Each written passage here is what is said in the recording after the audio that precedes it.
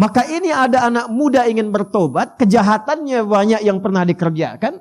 Beliau melihat yang mampu bimbing engkau, itu majlisnya ada di sana.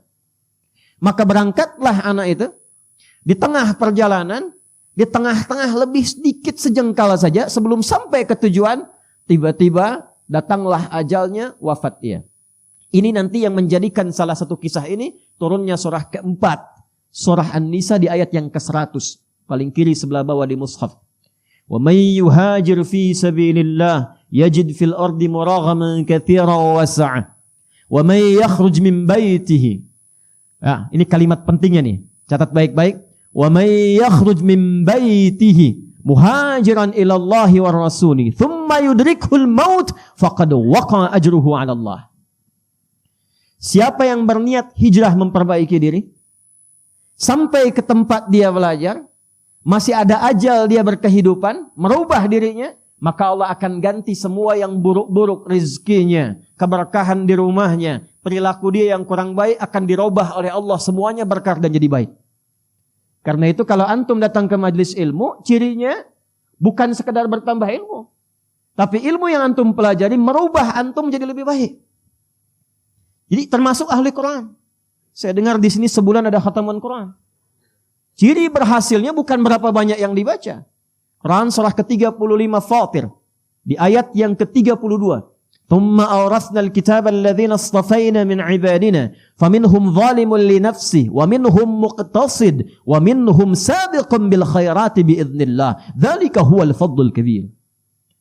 Orang yang berhasil menjadi ahli Quran, kata Al-Quran, adalah orang-orang yang menjadikan Quran yang dia baca, dia hafalkan, mampu merubah dia menjadi lebih baik.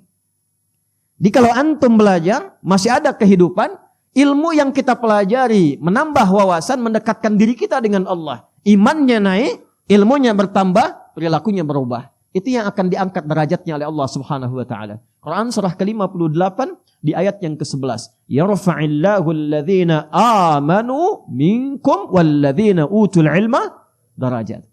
Tapi kalau antum berangkat, niat ingin taubat, niat ingin berubah, niat ingin hijrah, bahkan belum sampai ke majlis, belum sampai ke Masjid Fatimah Muhammad, baru di tengah-tengah perjalanan niat ingin berubah, thumma yudrikhul maut, seperti pemuda tadi tiba-tiba maut datang di tempat, di keadaan yang bahkan tidak dia duga.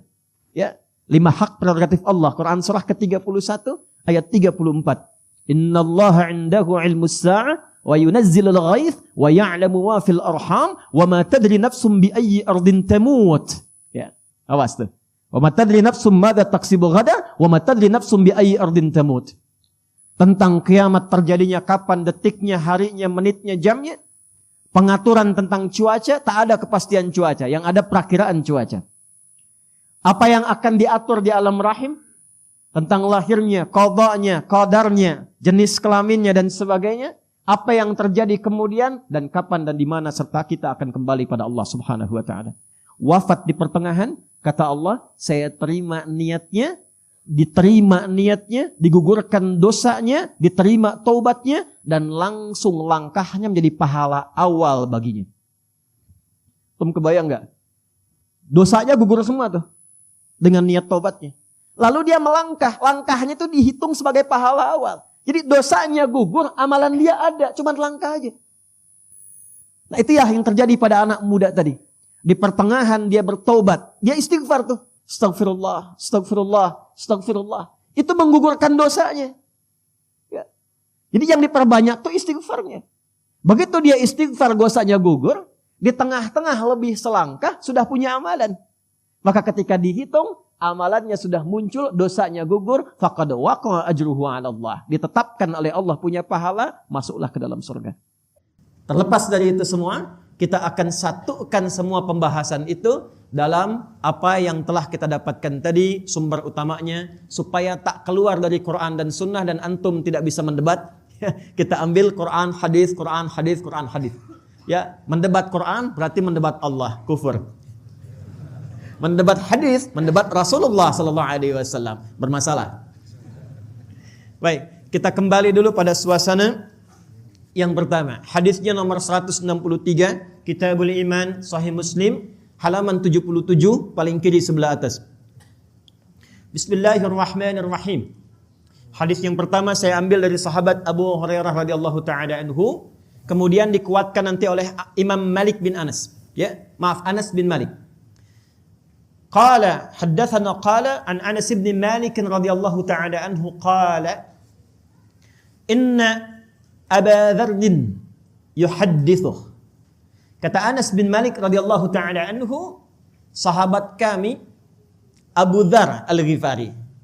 Abu Dzar Al-Ghifari ini nama aslinya Jundub bin Junadah. Jundub bin, bukan Junub, Jundub. Jundub bin Junadah. Biasanya berteman kalau meriwayatkan hadis dengan Mu'adz bin Jabal. Dua-dua ini kompak nih, duet, sering duet meriwayatkan hadis. Termasuk tadi doa antum, alhamdulillahilladzi ahyana ba'dama amatana wa ilaihin. Nah, itu diriwayatkan oleh duet Mu'adz bin Jabal dengan Jundub bin Junadah. Antum ngaji Al-Arba'in An-Nawawiyah tuh, ya, nomor hadis yang ke-18 tuh. Ittaqillaha haitsu ma kunta wa atbil hasanata sayyi'atal hasanata tamhuha. Itu riwayatnya dari Mu'adz bin Jabal dan Jundub bin Junadah. Kenapa disebut Abu Dzar Al-Ghifari? Ingat rumusnya? Al-Ghifar berarti dari Ghifar. Ghifar itu kampung begal. Ingat tuh. Jadi sekampung begal semua. Nah, di antara pemimpinnya Jundub ini. Singkatnya, ada kilatan yang masuk ke hatinya mengatakan, mau sampai kapan jadi begal? Dan itu pasti, selalu ada itu kilatan itu. Jadi Allah tuh dengan sifat rahmannya tidak membiarkan seorang hamba berkehidupan kecuali mendapatkan bagian dari hidayahnya. Itu yang dimaksud Quran surah ke-29 di akhir ayatnya. Walladzina jahadu fina lanahdiyannahum subulana. Kenal Firaun? Ayo bilang kenal ya. Firaun Firaunnya. Itu ya. Firaun Firaunnya. Nanti babnya lain lah ya. Babnya lain lagi. Pokoknya banyak zalimnya tuh, ngaku Tuhan, ya kan?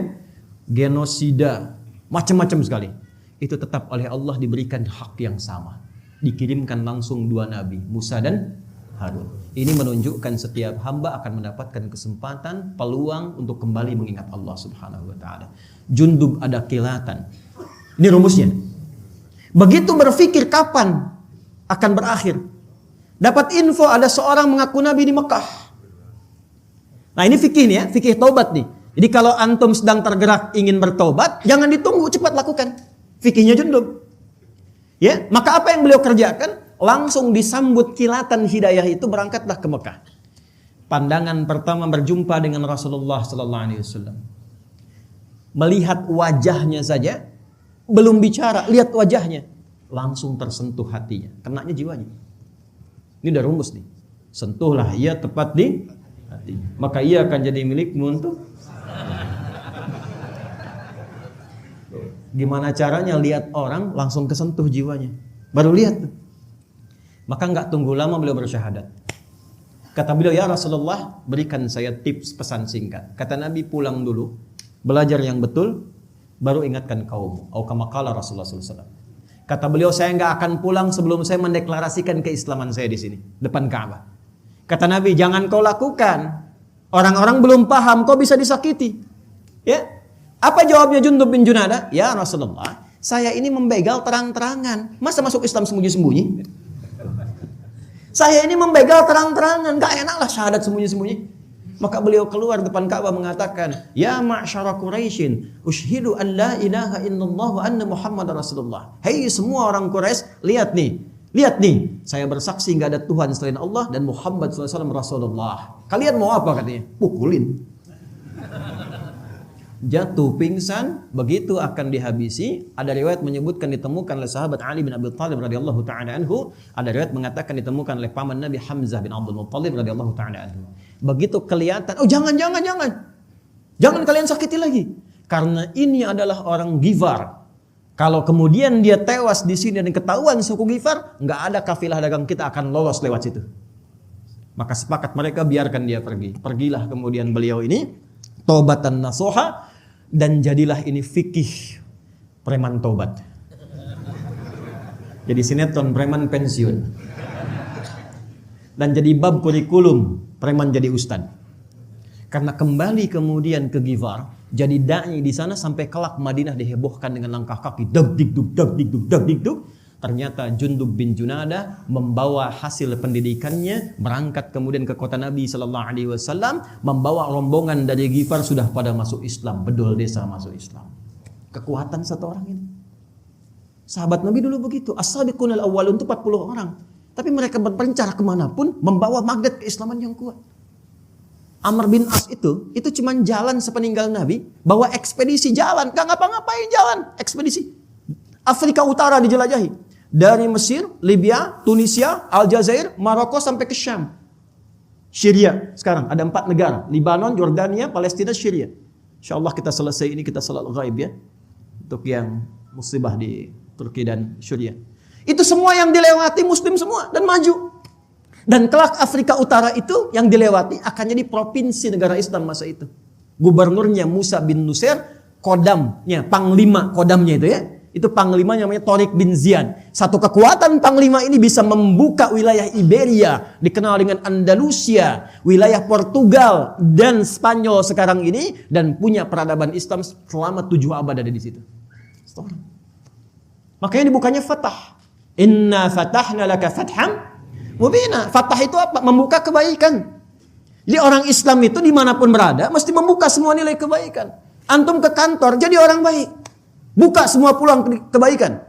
Yang disiplin antum, yang jujur antum, tidak korupsi, disiplin, paling sabar, tepat waktu, paling bagus hasilnya. Buka semua nilai kebaikan. Nanti kalau ditanya bagaimana anda bisa begini, jawab, Islamlah yang mengajarkan saya seperti ini. Itulah hidayah. Itulah hidayah. Nah, ketika masuk Islam diviralkanlah tempatnya dari Ghifar, maka dikenal dengan Abu Dzar al-Ghifari. Kenapa yang disebutkan Abu Dzar al-Ghifari-nya bukan nama orangnya, untuk memberikan kesan kepada orang setelahnya. Nih saya nih, dulu saya mantan begal. Sekampung begal semua, tapi Islam merubah saya menjadi orang baik dan dekat dengan Nabi, meneruskan risalah dakwah beliau.